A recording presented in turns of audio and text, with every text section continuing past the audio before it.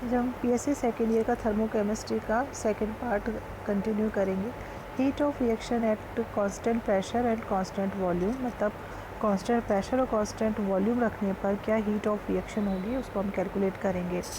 मान लो यदि कोई गैसियस रिएक्शन है, रिएक्टेंट है, वो हीट को एक कांस्टेंट प्रेशर हमने कर दिया और हीट को एब्जॉर्व करता है, तो ये एब्जॉर्व हीट है उसको दो काम करेंगे। एक तो उसके इंटरनल सिस्टम जो है उसके इंटरनल एनर्जी को इंक्रीज़ कर देगा और दूसरा इसमें वॉल्यूम भी इंक्रीज़ होगा जिसमें सिस्टम को कुछ काम करना पड़ेगा। यानी कि इसमें जो एब्जॉर्व एनर्जी है, एब्जॉर्व हीट है, वो दो काम करने में उपयोग में आएगी। एक तो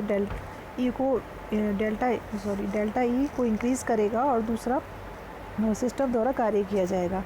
पर यदि यही चीज़ हम कांस्टेंट वॉल्यूम करके कर दे तो कांस्टेंट वॉल्यूम हो जाएगा, तो delta B is equal to zero हो जाएगा। यानी कि इस कंडीशन में जो सिस्टम द्वारा वर्क किया जाएगा वो जीरो होगा।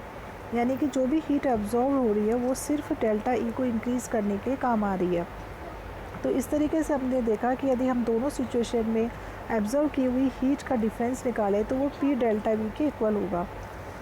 हमें पता है कि delta H minus delta E is equal to P D V होता है। तो delta H is equal to enthalpy यानी कि डेल्टा ई प्लस पी डेल्टा वी के इक्वल होगा।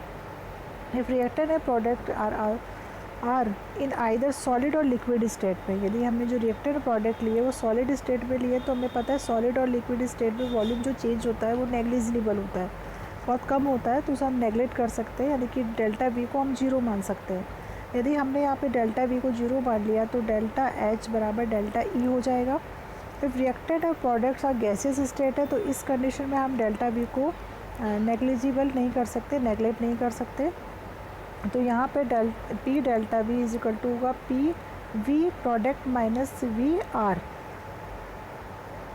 According to ideal gas equation होता है p v is equal to n r t. तो हमने प्रोडक्ट और रिएक्टेंट के अलग अलग लिए रखा है। यहाँ पे हम पी और पी वी आर की वैल्यू यहाँ पे रखेंगे तो ये हमारे पास आ जाएगा p delta v is equal to delta N G are t. यहाँ पर डेल्टा एन जी है number of moles of gaseous product minus number of moles of gaseous reactant. तो delta H is equal to delta E plus delta N G R T हो जाएगा। यहाँ पे हमने delta h की जगह Q P is equal to Q V is plus delta N G R T हो जाएगा। यदि डेल्टा एन जी की वैल्यू जीरो से ज़्यादा है, एन जी की वैल्यू जीरो से ज़्यादा है, इसका मतलब क्या हुआ कि number of moles of gaseous product ज़्यादा है as compare to gaseous reactant, number of moles of gaseous reactant. तो यहाँ क्यू पी की वैल्यू ज़्यादा होगी क्यू वी से, यानी कि delta H will be greater than delta E. यदि डेल्टा एन जी जीरो से कम है, यानी कि number of moles of gaseous reactant ज़्यादा है as compare to number of moles of gaseous product, तो इस सिचुएशन में क्यू वी ग्रेटर देन होगा क्यू पी के और डेल्टा ई ज़्यादा होगा डेल्टा एस से। यदि delta N G is equal to zero है तो डेल्टा एच और डेल्टा ई इस सिचुएशन में इक्वल होंगे और डेल्टा पी मतलब प्रोडक्ट की जो हीट एब्जॉर्ब की जा रही है वो रिएक्टेंट की हीट के बराबर होगी। एंथैल्पी ऑफ न्यूट्रलाइजेशन, जैसे न्यूट्रलाइजेशन मतलब उदासीनीकरण। यदि हम एक ग्राम इक्विवेलेंट एसिड को 1 ग्राम इक्विवेलेंट बेस से न्यूट्रलाइज करें तो इस सिचुएशन में जो एनर्जी रिलीज़ होगी उसे हम बोलते हैं हीट ऑफ न्यूट्रलाइजेशन या एंथैल्पी ऑफ न्यूट्रलाइजेशन या उदासीनीकरण ऊष्मा। The reaction being carried out in dilute aqueous solution, ये कंप्लीट रिएक्शन हम डाइल्यूट एक्वस सॉल्यूशन में करते हैं। जैसे हमने एग्जांपल लिया यहाँ पे NaOH को HCl से न्यूट्रलाइज किया, ये स्ट्रॉन्ग एसिड है और NaOH स्ट्रॉन्ग बेस है। तो हमने देखा यहाँ पे जो हीट इवॉल्व हो रही है उसकी वैल्यू है -57.1 किलो जूल। यहाँ पे बेसिक रिएक्शन क्या हो रही है, H प्लस का न्यूट्रलाइजेशन हो रहा है OH माइनस से और H2O मिल रहा है और एनर्जी हमें इतनी मिल रही है। क्योंकि स्ट्रॉन्ग एसिड और स्ट्रॉन्ग बेस जो होते हैं कम्प्लीटली आयोनाइज जो होते हैं इन डाइल्यूट एक्वस सॉल्यूशन में, तो जो the number of H plus ion और OH माइनस आयन्स जो प्रोड्यूस्ड हो रहे हैं 1 ग्राम इक्विवेलेंट से, वो हर स्ट्रॉन्ग एसिड और हर स्ट्रॉन्ग बेस के लिए हमेशा सेम होंगे।